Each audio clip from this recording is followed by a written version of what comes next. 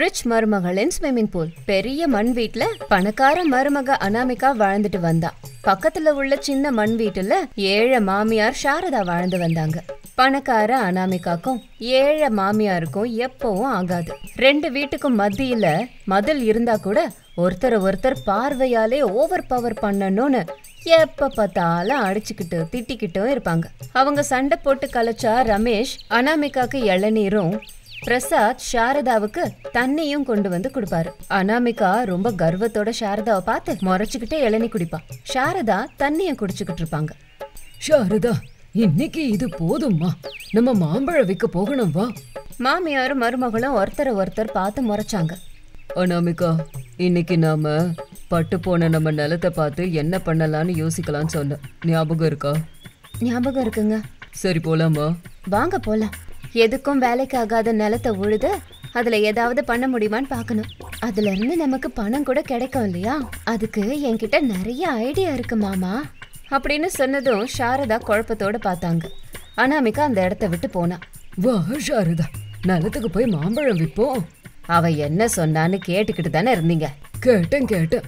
அவங்க பணம் அவங்க இஷ்டம், என்ன வேணா பண்ணட்டும். நமக்கு எதுக்கு தலைவலி? வாமா போலாம். மாம்பழத்தை வித்துக்கிட்டு நம்ம வேலைய நம்ம பாப்போம். நமக்கு ஏகப்பட்ட வேலை இருக்கு சாரதா. அது இல்லங்க. அப்போ பிரசாத் கொஞ்சம் கோபமா, சாரதா கோபத்தை கிளப்பாத, வா நம்ம கிளம்பலாம் அப்படின்னு சொல்லிட்டு இருக்கும்போது பேரன் பேத்தி ரெண்டு பேரும் மதில் கிட்ட வந்தாங்க. தாத்தா பாட்டி அப்படின்னு கூப்பிட்டாங்க. உடனே நடுவுல மதில் இருக்குங்கிற விஷயத்தையே மறந்துட்டாங்க. சாரதா தம்பதி மனசு சந்தோஷப்பட்டுச்சு. ரெண்டு பேரும் கிட்ட வந்தாங்க. தாத்தா, எனக்கும் தங்கச்சிக்கும் மாம்பழம் கொடுப்பீங்களா? ஏன் தரமாட்டோம்பா, நானும் உன் பாட்டையும் உயிர் வாழறதே உங்களுக்காக தானே.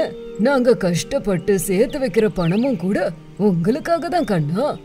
தாத்தா, எங்களுக்கு பணம் வேணாம், எங்களுக்கு பாசம் வேணும், எங்களுக்கு மாம்பழம் வேணும். நீங்க விக்கிறீங்களே. ஐயோ என் செல்ல குட்டி, இருடி இப்பவே போய் கொண்டு வரேன் உனக்கு. இங்கேயே இருங்க. என்னங்க, அவ வந்துட போறா, பாத்துக்கங்க. அவ இங்க வர்றதுக்கு முன்னாடி பிள்ளைங்களுக்கு பழத்தை கொடுத்துட்றேன். அவ மட்டும் நம்ம கொடுக்கறத பாத்துட்டான்னா அதுக்கு பணத்தை வீசி எறிவா. நான் போய் வேகமா பழத்தை கொண்டு வந்துடுறேன் அப்படின்னு சொல்லிட்டு சாரதா உள்ள போனாங்க. ட்ரெஸ்ஸிங் டேபிள் முன்னாடி நின்னுக்கிட்டு தன்னோட தங்க நகைகள் எல்லாத்தையும் மாட்டிக்கிட்டு அனாமிகா தன்னைத்தானே பாத்துக்கிட்டு இருந்தா. கொடையை எடுத்துக்கிட்டு ரமேஷ் அந்த இடத்துக்கு வந்தான். அனாமிகா, எவ்வளோ பணக்காரங்களா இருந்தா கூட நிலத்தை பாக்குறதுக்கு இவ்ளோ நகைய போட்டுட்டு வர மாட்டாங்க. தயவு செஞ்சு கழட்டி வை. இல்ல மாமா, நான் இப்படியே நகையோட தான் வருவேன். அப்புறம் நம்ம கார்ல எல்லாம் போக போறதில்ல. கார்ல போகலையா? அப்போ வேற எதுல போறோம்? மாட்டு வண்டியில. சந்திரனுக்கு ஃபோன் பண்ணி மாட்டு வண்டியை எடுத்துட்டு வர சொல்லுங்க. ரமேஷ் சந்திரனுக்கு ஃபோன் பண்ணான். சந்திரன் மாட்டு வண்டியை எடுத்துக்கிட்டு வந்துட்டு இருந்தான். மதில் கிட்ட இருந்த ஹரிஷ் தன்னோட தாத்தா பிரசாத் கிட்ட, தாத்தா நம்ம ஜாலியா ஏதாவது விளையாடலாமா? இன்னைக்கு வீட்லயே இருங்கல. ஆமா தாத்தா, எப்படியோ அம்மாவும் அப்பாவும் வெளியில போறாங்கன்னு உங்களுக்கு தெரிஞ்சிச்சுல்ல. நீயும் பாட்டி அம்மாவும் வீட்ல இருந்தீங்கன்னா நம்ம 4 பேரும் ஜாலியா விளையாடலாம். பேட் பால் எல்லாம் விளையாடி ரொம்ப நாள் ஆச்சுல்ல, நம்ம இன்னைக்கு விளையாடலாம் தாத்தா அப்படின்னு குழந்தைங்க கேட்டதும் தாத்தாவோட மனசு முடியாதுன்னு சொல்ல முடியல. சின்ன புன்னகையோட, சரிடா கண்ணா, உங்களுக்காக நாங்க 2 பேரும் இன்னைக்கு வீட்ல இருக்கோம். உங்க அம்மா அப்பா போனதுக்கு அப்புறமா வீட்டுக்கு வாங்க அப்படின்னு சொல்லிட்டு இருக்கும்போது சாரதா மாம்பழங்கள் கொண்டு வந்தாங்க. குழந்தைங்களுக்கு கொடுத்தாங்க. அப்பவே அனாமிகா வீட்ல இருந்து ஏகப்பட்ட நகைகளை போட்டுக்கிட்டு வெளியே வந்தா. ரமேஷ் கொடை பிடிச்சான். குழந்தைங்க கையில இருந்த மாம்பழத்தை பார்த்தா. குழந்தைங்க பழத்தை பின்னாடி ஒளிச்சு வச்சுக்கிட்டாங்க. அத கவனிச்ச அனாமிகா அந்த இடத்துக்கு வந்தா. பசங்களா, என்ன பார்த்து எதுக்காக பின்னாடி அதை மறைக்கிறீங்க? சொல்லுங்க, உங்க கையில இருக்க மாம்பழங்களை காட்டுங்க. ஹரிஷும் பவ்யாவும் ஒருத்தர் பாத்துக்கிட்டே இருந்தாங்க. பார்த்தது போதும், கோவப்படுத்தாதீங்க. மரியாதையா காட்டுறீங்களா இல்லன்னா என்ன பண்ணுவேன்னு எனக்கே தெரியாது சொல்லிட்டேன். மருமகளே, குழந்தைங்க ஒண்ணு என்கிட்ட கேட்கல, நான் தான் கொடுத்தேன், சாப்பிட விடு, நல்லது தானே. அனாமிகா சாரதாவை நிமிந்து கூட பார்க்காம குழந்தைங்க கிட்ட பேசினா. குழந்தைங்க வேற வழி இல்லாம மௌனமா பின்னாடி ஒளிய வச்சிருந்த மாம்பழத்தை அம்மா கிட்ட காட்டினாங்க. நம்மள மாதிரி பணக்காரங்க இந்த மாதிரி ஏழைங்க கொடுக்கற அழுகி போன பழத்தை எல்லாம் சாப்பிடக்கூடாது அப்படின்னு சொல்லிட்டு அனாமிகா பழத்தை தூக்கி கடாசிட்டா. அப்போ சாரதா கோபமா, மருமகளே, பணம் இருக்குன்னு திமிர்ல நீ பண்றது என்னன்னு உனக்கே கொஞ்சம் புரியுதா? மாமா, நான் இந்த ஆளுங்க கிட்ட எல்லாம் பேச மாட்டேன். அவங்க கிட்ட சொல்லு, ஒருவேளை அவங்க என் குழந்தைங்களோட விளையாடுறத பார்த்து அவங்கள நான் என் வீட்டுக்குள்ள கூப்பிடுவேன், சொத்துல ஏதாச்சும் பங்கு கொடுப்பேன்னு நினைக்கிறாங்க. அப்படியெல்லாம் நடக்காதுன்னு சொல்லிடுங்க. வாங்க பசங்களா அப்படின்னு ஹரிஷ் பவ்யாவை கூப்பிட்டுக்கிட்டு வீட்டுக்குள்ள போனான். சாரதாவும் பிரசாதும் எதுவும் பேசாம அவங்க வீட்டுக்குள்ள போனாங்க. அனாமிகா குழந்தைங்கள வீட்டுக்குள்ள போட்டு தாப்பால போட்டுட்டு மாட்டு வண்டியில நின்னுக்கிட்டு நிலத்துக்கு போனான். ஏழை மாமியார் சாரதா தன்னோட புருஷனை கூப்பிட்டுக்கிட்டு கல்லு முள்ளு புதர் இருந்த நிலத்துக்கு போனாங்க. பிரசாத் கோபமா, என்னாச்சு சாரதா, வேண்டான்னு எவ்வளவு சொல்லியும் கேட்காம இங்க கூட்டிட்டு வந்திருக்க அப்படின்னு பிரசாத் கேக்கும்போது சாரதா பதில் சொல்லாம சுத்தி பாத்துட்டு இருந்தாங்க. சாரதா, புள்ளையும் மருமகளும் நம்மள விட்டுட்டு வெளிய பெரிய வீட்டுல இருக்காங்க. குறைஞ்சபட்சம் குழந்தைங்களையாவது நம்ம வீட்டுக்கு வர விட்டு இருக்கலாம். அந்த மருமக அவ வெளிய போகும்போதெல்லாம் அந்த குழந்தைங்க மதில் கிட்ட வந்து நம்மள பார்த்து எங்க கூட விளையாடுங்கன்னு கேக்கும்போது ஒரு தாத்தாவா என்னோட மனசு எப்படி பதறது தெரியுமா? எனக்கு நல்லா புரியுதுங்க. நம்ம மருமக நம்ம புள்ள கிட்ட அந்த பட்டு போன நிலத்தை உழுது அத பணமாக்க போறேன்னு சொன்னது என் காதுல விழுந்தது. சாரதா, நம்ம மகனும் மருமகளும் பணக்காரங்க. அது மட்டும் இல்லாம இதுவும் அவங்க நிலம்தான். இந்த நிலத்துல அவங்க என்ன வேணாலும் பண்ணிக்கலாம். அது அவங்க இஷ்டம். இதுல உனக்கு எங்க பிரச்சனைன்னு சொல்லு. எனக்கு பிரச்சனையும் இல்ல, பிரசாதமும் இல்ல. அப்பதான் ஊர் முழுக்க சுத்திட்டு தன்னோட நகையெல்லாம் ஊருக்கு காமிச்சிட்டு அனாமிகா வந்திருந்தா. சாரதாவும் பிரசாதும் ஒரு மரத்து பின்னாடி நின்னுக்கிட்டு அவங்களையே பார்த்தாங்க. அனாமிகாவும் ரமேஷும் அந்த பட்டு போன நிலத்தை இறங்கி பாத்துக்கிட்டு இருந்தாங்க. எவ்வளவு சொன்னாலும் கேட்காம நகைகளை போட்டுக்கிட்டு இந்த நிலத்துக்கு எதுக்கு வந்த? என்னதான் உனக்கு ஐடியா அனாமிகா? இந்த நிலத்தை நல்லா தோண்டிட்டு இங்க நான் பெரிய ஸ்விம்மிங் பூல் கட்ட போறேன். ஊர் முழுக்க பிரச்சாரம் பண்ணுவேன். சின்னவங்க பெரியவங்கங்கிற பாகுபாடு இல்லாம எல்லாரும் இங்க நீச்சல் அடிக்க வருவாங்க. சின்னவங்களுக்கு ஒரு டிக்கெட் விலை, பெரியவங்களுக்கு இன்னொரு டிக்கெட் விலை கொடுப்போம். யாரு டிக்கெட் வாங்குறாங்களோ அவங்க நம்ம கட்டுற ஸ்விம்மிங் பூல்ல நீச்சல் அடிக்கலாம். அத மரத்து பின்னாடி நின்னுட்டு இருந்தவங்க கேட்டாங்க. போதுமா சாரதா, கேட்டுட்டல, போலாமா? வாங்க போலாம் அப்படின்னு 2 பேரும் வீட்டுக்கு கிளம்பி போனாங்க. அனாமிகாவும் ரமேஷும் நிலத்தை பத்தி பேசிக்கிட்டு அங்கேயே இருந்தாங்க. ஒரு 2-3 நாள் போனதும் அனாமிகா ஆட்களை வரவழைச்சு அந்த நிலத்தை தோண்டி அழகான ஒரு ஸ்விம்மிங் பூல கட்டினான். ரமேஷ் மைக் எடுத்துக்கிட்டு ஊர் முழுக்க சுத்தி சுத்தி வந்து அனாமிகா கட்டின ஸ்விம்மிங் பூல பத்தி பிரச்சாரம் பண்ணான். பிரசாது சாரதாவும் கேட்டாங்க. பட்டு போன அந்த நிலத்தை உழுது ஸ்விம்மிங் பூல் கட்டிட்டல மருமகளே, உன் ஸ்விம்மிங் பூல எப்படி நடத்துறன்னு நானும் பாக்குறேன். ஸ்விம்மிங் பூலா கட்டுற ஸ்விம்மிங் பூலு? சாரதா தன்னோட பணக்கார மருமக கட்டின ஸ்விம்மிங் பூல எப்படி நாசம் பண்ணலான்னு யோசிச்சுக்கிட்டு இருந்தாங்க. ரமேஷ் மாட்டு வண்டியில மைக்கில் அனௌன்ஸ்மெண்ட் பண்ணிக்கிட்டே போயிட்டு இருந்தான். எல்லாரும் கேளுங்க, நம்ம அனாமிகா கட்டின அழகான ஸ்விம்மிங் பூல நாளைக்கே நாங்க ஓபன் பண்ணலான்னு இருக்கோம். நாளைக்கு எல்லாரும் ஃப்ரீயா நீச்சல் அடிக்கலாம் அப்படின்னு ரமேஷ் சொல்லிட்டு போனான். அதை எப்படி கெடுக்கலான்னு சொல்லி சாரதா யோசிச்சுக்கிட்டே இருந்தாங்க. இப்படியே நேரம் போய்கிட்டே இருந்தது. ரமேஷும் சந்திரனும் சேர்ந்து ஸ்விம்மிங் பூல் திறப்பு விழாக்கு எல்லாத்தையும் ஏற்பாடு பண்ணாங்க. மறுநாள் எல்லாரும் சேர்ந்து ஸ்விம்மிங் பூல் கிட்ட வந்தாங்க. சாரதா அந்த ஸ்விம்மிங் பூல்ல எரும மாடுகளை கழுவிட்டு இருந்தாங்க. எல்லாரும் அதை பார்த்து ஷாக் ஆயிட்டாங்க. அம்மா, இது ஸ்விம்மிங் பூல்மா, இங்க போய் எரும மாடை கழுவிக்கிட்டு இருக்க? குழந்தைங்க பெரியவங்க நீச்சல் அடிக்கிற இடம். டே தம்பி ரமேஷா, இது நீச்சல் குளம்னு உனக்கு எனக்கு நல்லா தெரியும். எரும மாடுங்களுக்கு எப்படி தெரியும் கொஞ்சம் சொல்லு. தண்ணி குடிக்கலான்னு வந்து வழிக்கு உள்ள விழுந்துருச்சுங்க. இப்ப அந்த தண்ணி எல்லாம் நாசமாயிடுச்சு. இதுங்களை நான் ஓட்டிட்டு போயிடுறேன்ப்பா அப்படின்னு மாடுகளை ஓட்டிக்கிட்டு போனாங்க. மாடுங்க அங்கிருந்து போயிடுச்சுங்க. எல்லாரும் கேளுங்க, இன்னைக்கு ஏன் மாடு வந்தா மாதிரி நாளைக்கு உங்க மாடு வரலாம். எல்லாரும் கொஞ்சம் நல்லா யோசிச்சு பாருங்க. நான் போயிட்டு வரேன் அப்படின்னு அந்த இடத்த விட்டு சாரதா போயிட்டாங்க. ஊர் மக்கள் இங்க ஸ்விம்மிங் பூல் தேவையில்லைன்னு சொன்னாங்க. அனாமிகா ஸ்விம்மிங் பூல க்ளோஸ் பண்ணிடுறேன்னு சொல்லிட்டு அந்த இடத்த விட்டு போனா. அனாமிகா ஸ்விம்மிங் பூல க்ளோஸ் பண்ணதால அனாமிகாக்கு புத்தி வந்துருச்சுன்னு சாரதா மாமியார் நினைச்சாங்க. ஏழை மருமகளின் மாய ஏசி. காலையில 11 மணி கூட ஆகல. ஆனா வெயில் விபரீதமா இருந்தது. ஏழு பொண்ணு அனாமிகா நிலத்துல இடுப்பு வரைக்கும் வளர்ந்த எல்லா பண்டங்களுக்கும் தண்ணி ஊத்திக்கிட்டு இருந்தா. அவளோட புருஷன் ரமேஷ் ஜேசிபி டிரைவர் அஜய கூப்பிட்டுக்கிட்டு அங்க வந்தான். அனாமிகா அவங்கள பாத்துட்டு, யாருங்க? ஜேசிபி டிரைவர் அனாமிகா, அம்மா இந்த நிலத்தை காமிக்க சொன்னாங்க. அதுக்கு அனாமிகா அப்பாவியா பார்த்து இப்படி சொன்னா, எனக்கு புரியலையேங்க, இவர்கிட்ட எதுக்காக நம்ம நிலத்தை அம்மா காட்ட சொன்னாங்க? அனாமிகா, இத பத்திலாம் நான் அப்புறமா உன்கிட்ட சொல்றேன். முதல்ல அம்மா சொன்ன வேலையை பண்ணுவோம். அஜய், இதுதான் எங்க அம்மா சொன்ன நிலம். 1 ஏக்கர் இருக்கும்.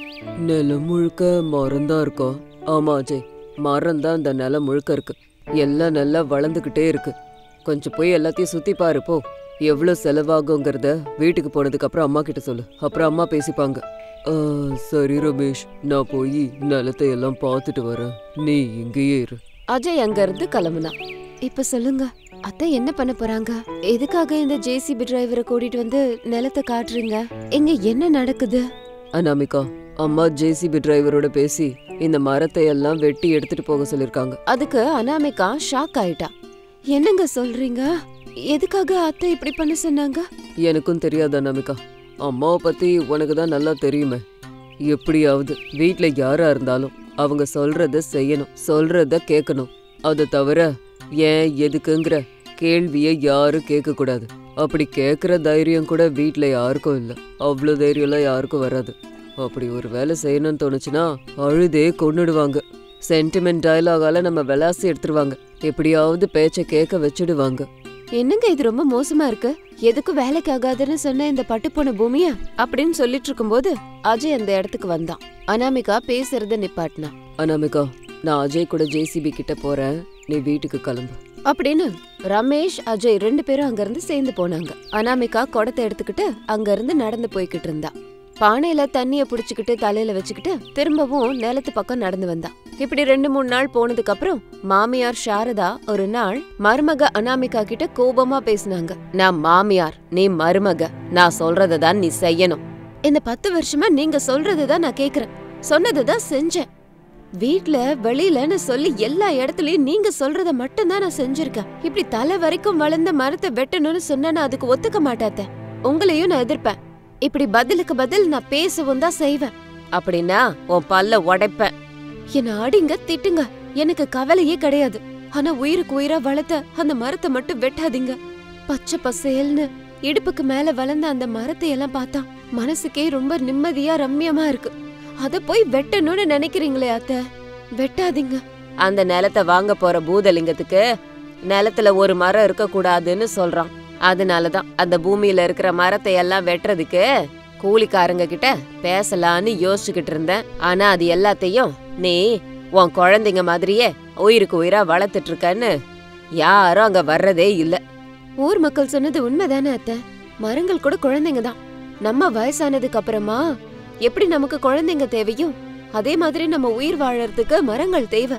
மருமகள, நீ என்ன சொன்னாலும் நான் கேட்க மாட்டேன். நிலத்தை விக்கிறதுன்னு முடிவு பண்ணிட்டேன். ஆள் கிட்ட பேசிட்டேன். பணத்தோட ரெடியா இருக்காங்க. என்ன போக விடு. அஜய் நிலத்துக்கு போய் காத்துக்கிட்டு இருக்கான். நான் பணத்தை கொடுத்தது வேலையை ஆரம்பிச்சிருவான். நான் உங்களை போக விட மாட்டேன் அத்தை அப்படின்னு அனாமிகா வேகமா வெளியே வந்து தாழ்பால் போட்டுட்டா கதவை.